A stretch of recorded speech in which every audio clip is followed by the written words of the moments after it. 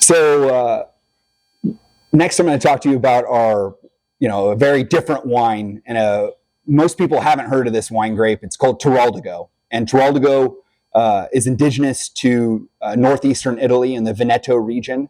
Not really widely grown in California. I don't know what the acreage amount is, but it's not a lot. It's a grape variety that is a farmer's grape, so it's very hardy. It grows well. You don't need to prune it as aggressively in the vineyard. You don't need to. It does well when you don't irrigate it. It does well when you do irrigate it. It's definitely a farmer-friendly grape variety. And we started making this wine, I think, in about 2018. We took a chance on it, and I kind of had to convince Phil and David to take it on. We only had about a half acre of it left, and the old adage in the wine industry in general is, if you can't pronounce it, you can't sell it.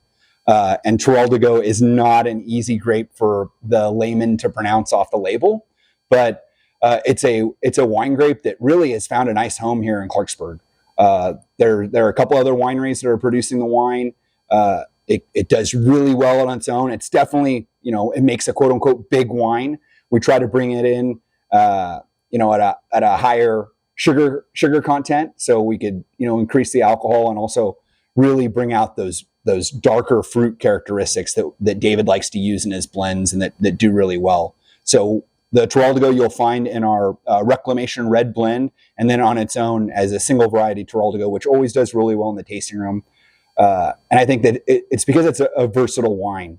It is a big wine, but it's also got a ton of depth to it. So great tannin, great fruit characteristics that really come out of the wine. I always get like darker fruit out of that wine because it does come in at a higher Brix, and just the nature of that variety is more tannin, more